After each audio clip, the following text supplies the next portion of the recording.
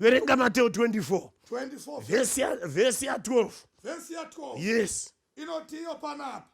Rudo rwevazhinji ruchatonhora. Right. Nokuti kusarurama kuchawanda. Right. Number 13. Verse 18. Asi unotsungirira kusvika pakuguma. Right. Uchaponeswa. Mwari kudenga akombere kurenga kweshoko. Zvikanzi rudo rwavazhinji ruchatonhora nokuti kusarurama kuchawanda, asi vanotsungirira kusvikira paterminal point ivavo vachaponeswa. Nganditaure nevo zvakanaka. Haisiyo nzvimbo yokutonhora. Hatina mafiriji pano. Panapa tavesa moto. Apostle Paul achitaura kuna Timothy anoti uzive chinhu ichi. Uzive chinhu ichi kuti pamazuva ekupedzisira nguva dzekuparadza dzichaita sei? Dzichasvika. Vanhu vachava vanozvida. Uzive chinhu ichi. Namazuva ekupedzisira nguva dzekutambudzika dzichasvika.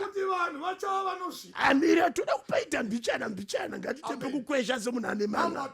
Uzive chinhu ichi kuti pamazuva ekupedzisira nguva dzokutambudzika dzichasvika. Iko stress dzavanhu dzokushaya dhora mukati mehomwe ndopava kutonhorera. Verenga munhu waMwari. Nokuti vanhu vachava vanozvida. Mira ipapo. Mira ipapo. Ndopaari kutonhorera. Chese chaari kuita anoda kuti zita rake rive pafirst page. Fesi yake ive pafirst page. Vachava vanozvida. Kungochinja t-shirt akuda kutoenda pasocial media. Kungozora mafuta atoisa pastatus. Vachava vanozvida. Ndopaari kutonhorera. Verenga munhu waMwari. Vanoda mari. Inzwa munhu waMwari. Chero neni ndinoidawo. Asi ukanzwa vhesi yoti vanoda mari kadiro kacho. Vamwe vanoda inorutswa nenyoka. Vamwe vanoda inorutswa nemaruva anodiridzwa nomukaka. Vamwe vanoda inoita kuti arambane nomukadzi, kutoita mukadzi wokutema ugariri. Vamwe vachiita musengaberi, kumuisa kune zvinhu zvadhiabhurosi. Nokuda kwemari ndopatonhorera ipapo pekugwadamira. Right at the terminal point. Tapa bhodha pekuti zvaakuda kuitika. Denga rakunhuhwirira. Zvese muimba anotiye. Inzwa. Gungwa rinotaura Jesu anouyazve.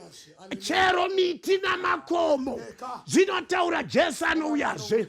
Ringava gwenga kana tsoko, zvese zvinotaura Jesu anouyazve.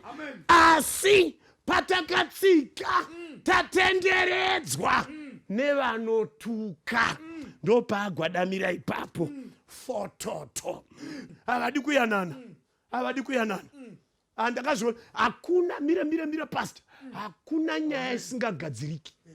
Hakuna, inzwai maiguru. Hakuna nyaya isingagadziriki. Chero murume kana benzi rakaita sei, kana imi nemurume wedu muchida kuti igadzirike inonaka. Hakuna nyaya isingagadziriki. Ndakazenge ndazoita mwe mukadzi uku ndozodai saka munondiuya kuchechi ndakadaro handichagamuri. Hakuna isingagadzirike.